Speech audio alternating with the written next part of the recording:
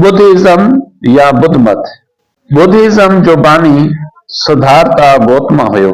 सिद्धार्था गौतम खे बुद्ध भी चयो वेंदो आहे। लॉर्ड बुद्ध आहे ख़ुदा बुद्धिज्म वारनि जो।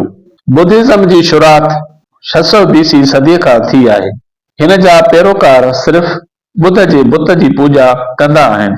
बुद्धा जे चवण मुताबिक़ त रूहानी हालत आज़ाद हूंदी आहे सभिनी ख़वाहिशुनि तकलीफ़ुनि ऐं अहंजनि खां।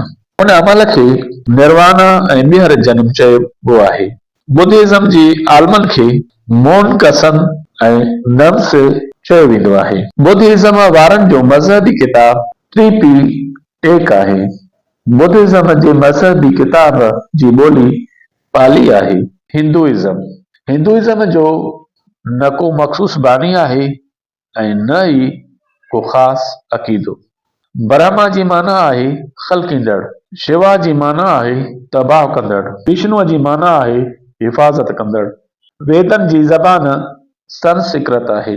आगाटे ज़माने खां ई हिंदुइज्म जे अंदरि देवता हूंदा हुया।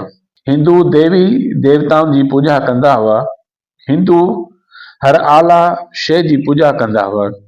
हिंदू गऊ खे मुक़दस जानवर सम्झंदा आहिनि। गुरु ऐं साधु हिंदुइज्म जे आलमनि खे चयो वेंदो आहे।